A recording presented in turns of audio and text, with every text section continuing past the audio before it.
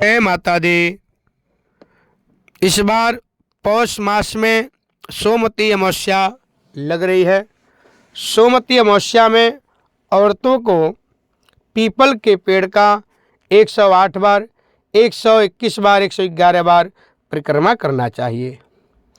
औरतों को नाना आदि सामग्री से परिक्रमा करना चाहिए। जो औरतें अपने जीवन में सोमवती अमावस्या के दिन परिक्रमा करती हैं वह पृथक पृथक सामग्री से, मतलब अलग अलग सामग्री से वह हर बार पीपल के पेड़ का परिक्रमा करती हैं। तो इस बार भी यह शुभ अवसर आप लोगों को प्राप्त हो रहा है और सोमवती अमावस्या के दिन आप लोग पीपल के पेड़ का परिक्रमा करें और साथ में अपने पितरों का भी पूजन करें। पितरों का पूजन करें, पितरों के लिए कुछ दान पुण्य करें। साथ में आप लोग सफला एकादशी के साथ साथ भगवान विष्णु का और भगवान श्री हरि नारायण का और अपने पितरों का स्मरण करना चाहिए और सोमवती अमावस्या का कथा भी श्रवण करना चाहिए। क्योंकि सोमवार के दिन जो अमावस्या पड़ता है उसको सोमवती अमावस्या कहा जाता है। तो वह अपने में बहुत ही सिद्ध अमावस्या मानी जाती है। जब सोमवती अमावस्या आती है तो उस दिन जो पूजा किया जाता है, जो भी परिक्रमा किया जाता है, उसका बहुत ज़्यादा अधिक फल प्राप्त होता है। तो मैं आप लोगों को इसका विधि भी बताऊंगा और किस तारीख में दिसंबर में सोमवती अमावस्या पड़ेगा ये भी बताऊंगा। तो आप लोग वीडियो को अंत तक देखें। सबसे पहले हम लोग कथा करेंगे। कथा आप बिल्कुल श्रद्धापूर्वक बैठ करके भगवान का अपने मन में स्मरण करते हुए कथा श्रवण करेंगे। ओम श्री गुरुभ्यो नमः। श्री वेद पुरुषाय नमः। ओम अखंडमंडलाकारं व्याप्तं येन चराचरं तत्पदं दर्शितं येन तस्मै श्री गुरवे नमः। सोमवती व्रत कथा। सोमवती अमावस्या की पौराणिक एवं प्रचलित कथा आज मैं आप लोगों को सुना रहा हूँ। एक गरीब ब्राह्मण परिवार था। उस परिवार में पति पत्नी के अलावा एक पुत्री भी थी। वह पुत्री धीरे धीरे बड़ी होने लगी। उस पुत्री के समय और बढ़ती उम्र भी चलता गया।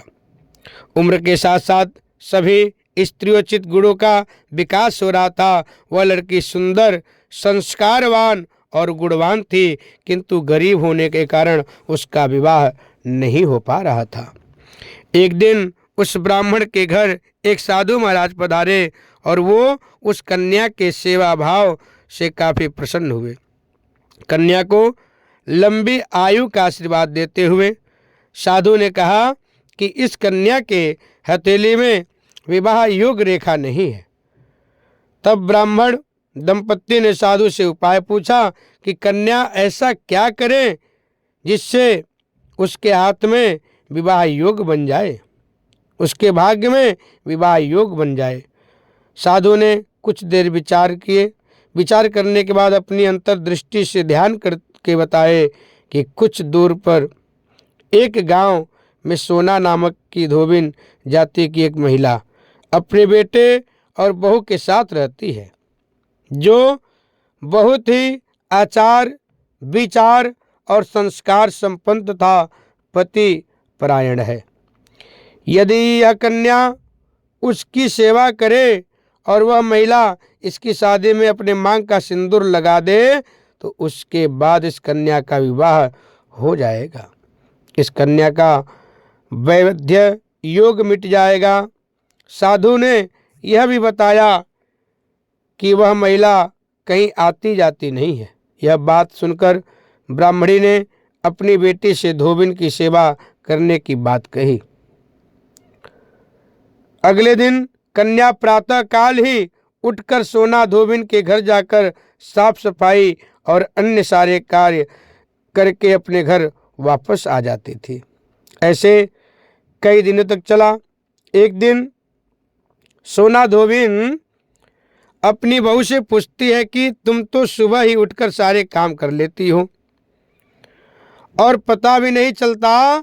बहू ने कहा, माँ जी, मैंने तो यह सोचा था कि आप ही सुबह उठकर सारे काम खुद ही खत्म कर लेती हैं। मैं तो देर से उठती हूँ।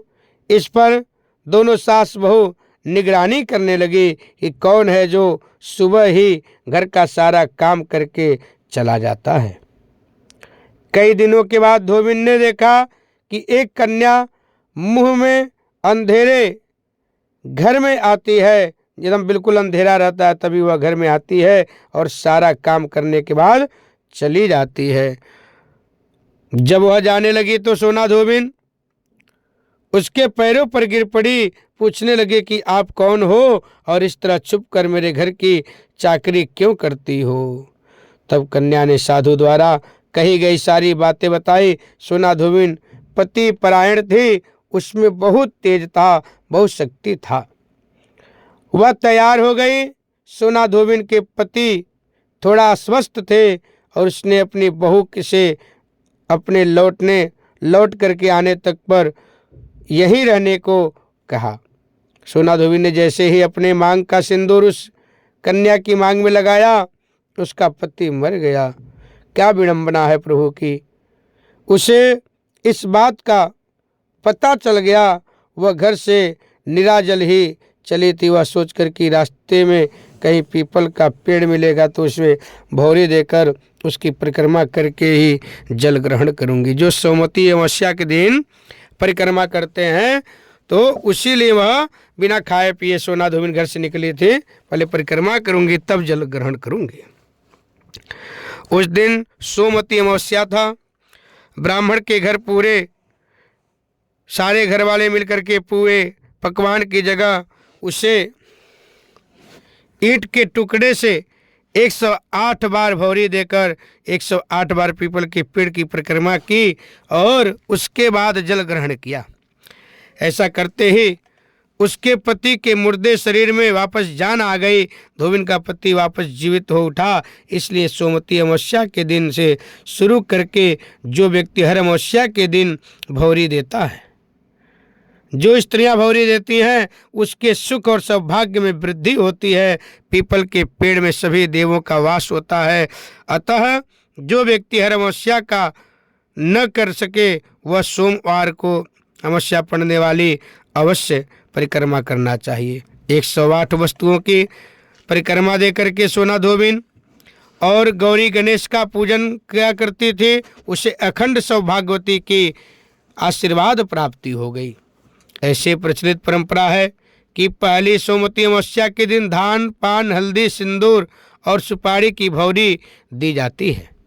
उसके बाद की जो सोमवती अमावस्या को अपने सामर्थ्य के हिसाब से कभी फल, कभी मिठाई, कभी सुहाग की सामग्री, कभी खाने की सामग्री इत्यादि की परिक्रमा भौरी दी जाती है। भौरी मतलब हो गया परिक्रमा। और फिर भौरी पर चढ़ाया गया सामान किसी सुपात्र ब्राह्मण को या नंद को, मतलब अपने पापूज्य को दे देना चाहिए। भांजे को दे दिया जा सकता है, भांजे को भी दे सकते हैं।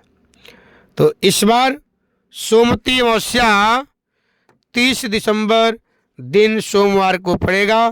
तो मेरा आग्रह है स्त्रियों से, वो लोग पीपल के पेड़ का 108, 111, 121 परिक्रमा अवश्य करें।